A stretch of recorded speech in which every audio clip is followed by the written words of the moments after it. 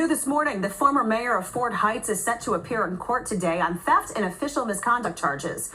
Cook County Sheriff's Police arrested Charles Griffin yesterday. He served as mayor of Fort Heights from 2009 to 2017. The Daily Daily Southtown, that is, reports that Griffin is accused of taking $147,000 of public funds for his own use. Shout out to whoever sent me this story. It seems like mayors down there in the Southland have been wilding for a while, taking advantage of their own. How did this person even get in? We'll see if we can figure that out because, child, you know, we be having to do our research around here. Fort Heights is down there near the township and Dalton and all that.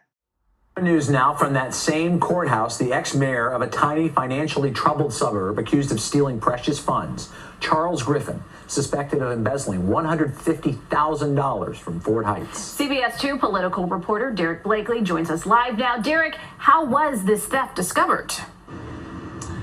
Well, Rob and Erica, Charles Griffin was Fort Heights mayor from 2009 to 2017. But when present mayor Annie Coulter took over, she realized something wasn't quite right. And that discovery led to another blow for this blighted community that's already on its knees. So the new mayor came in after him and saw that something was wrong. And instead of saying, I'm going to do it too, they decided to turn him in. Shout outs to that lady. If you had any doubt about just how destitute Fort Heights actually is, here's what former Mayor Charles Griffin said back in 2010. The village of Fort Heights is one of the most economically depressed or disadvantaged community in the state of Illinois. Poverty rate almost 45%, median income $23,000. But prosecutors allege the town's poverty didn't stop Charles Griffin from filling his pockets with taxpayers' dollars, to the disgust of residents. The money that was given to him to help to uplift this community, he used it for his own selfish purpose. In 2014, Griffin allegedly opened 2 secret bank accounts in the village's name that he alone controlled, with statements going to his home address, largely depositing video gambling revenues from the state. Total, Griffin used approximately $134,584.50 for his own personal expenses. Griffin also allegedly cashed $13,500 in village checks at a Chicago Heights currency exchange. Video gambling revenue was deposited into 2 accounts that he opened on his own in his own name that went to his own address. First of all, what a great paper trail. But second of all, so the money that just came in from gambling saying like, all right, for this month, this gambling place got this much money. He just diverted it to his own account and didn't think anybody would eventually see it. And what about these check cashing places? Because I'm assuming that's what they mean. That's just out here cashing any old thing, putting money through any old way. They should be the first people looked at for money laundering purposes. So these people down here are just willing to do whatever because the politician said so. Now, I'm not going to say that this is about this man being black, but what I would ask is what his qualifications were in order for him to even be running. I mean, was he an alderman? Was he a councilman? And where are the checks and balances for all of these things for it to even get this daggone far? Like, if you know that the gambling revenue is coming in every month, who's there to oversee that? Just him? Like, aren't there like checks and balances that are in place to say, you got to see it, I got to see it, you got to sign off, I got to sign off on the amount, where it's going? It just seems like there's like nothing in place down here. So that's why so much of this can be gotten away with, because really, how many people can there really be?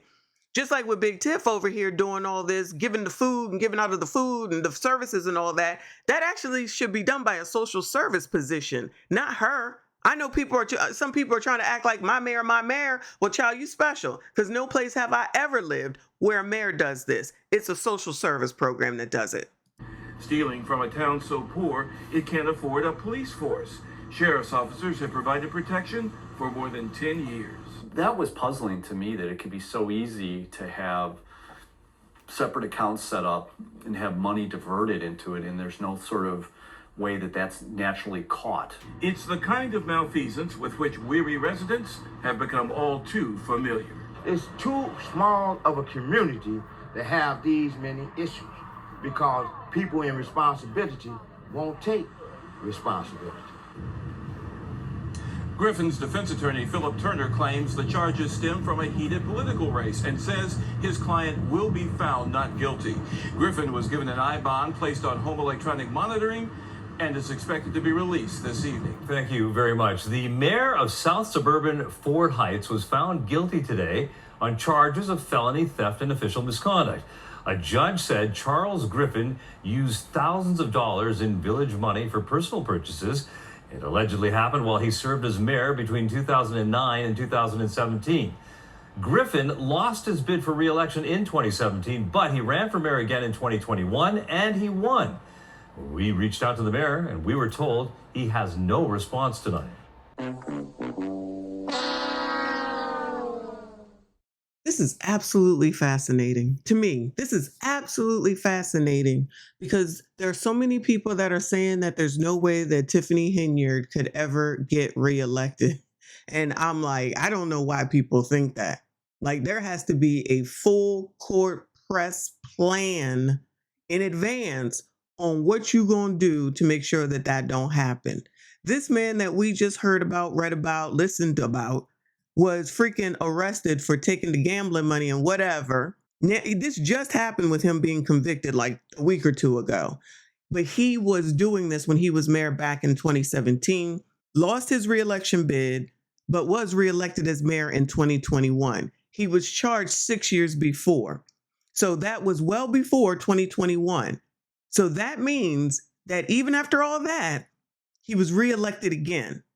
And this is where people seem to want to just be like, it doesn't matter, and elections don't matter, and you don't know, and we're going to trust him now, I guess, because why? I don't know. I don't know. It's like this self-inflictedness that the community likes to do to itself.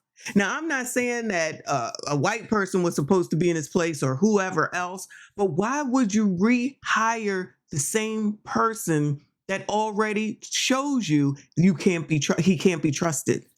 This vouches for why so many relationships don't work, because you continue to bang your head against the wall with people who do you no good instead of walking away. For whatever the reason is, you can't tell me anything different. It is the same thing. You see the problem right in front of you. You see the issue right in front of you. You see what happened right in front of you, and yet you want to go back to the same old, same old. I understand that people like to be or like what they think is comfortable, but come on now. We got to start accepting accountability for our own decisions. This whole daggone town should be ashamed of themselves for allowing that to happen. Now, I don't know at this point whether he resigned, or I think he may have resigned actually, and whoever took over at that point. But why would you rehire this person? Y'all keep on thinking that Tiffany Henyard cannot get rehired, can't be reelected. Keep thinking that. Go with that hope. Just because you and the people that you hang out with believe it, don't mean that everybody else does. But we shall see.